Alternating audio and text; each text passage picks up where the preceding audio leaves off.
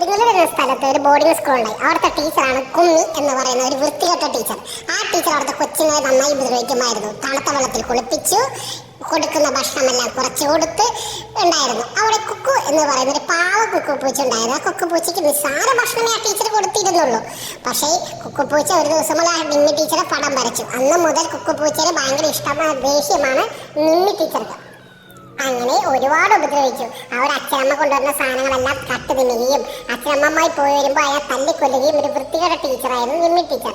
അതിന് മുന്തിരി പോലും കൊടുക്കാണ്ട് ആ പാവം പേടിച്ചിരുന്ന് കരയുമായിരുന്നു. ഒരു ദിവസം ടീച്ചർ എന്തോ ചെയ്യുന്നത് കണ്ട് പേടിച്ച് ഓടി അലമാരിൽ പോയി ഒളിച്ചു.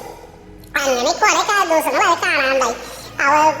യഥാർത്ഥ അച്ഛനമ്മയും വിഷമത്തോടെ തിരിച്ചു വരുമ്പോൾ ആ പൂച്ചയെ കൊല്ലാൻ നോക്കുകയായിരുന്നു കുമ്മി ടീച്ചർ. ഉടനെ തന്നെ അവരെ രക്ഷിക്കുകയും ആ കുമ്മി ടീച്ചറെ പോലീസ് കൊണ്ട് അറസ്റ്റ് ചെയ്യിപ്പിക്കുകയായിരുന്നു. ഇതുപോലത്തെ വൃത്തികെട്ട ടീച്ചർമാരെ നിങ്ങൾ മെൻഷൻ ചെയ്യുക.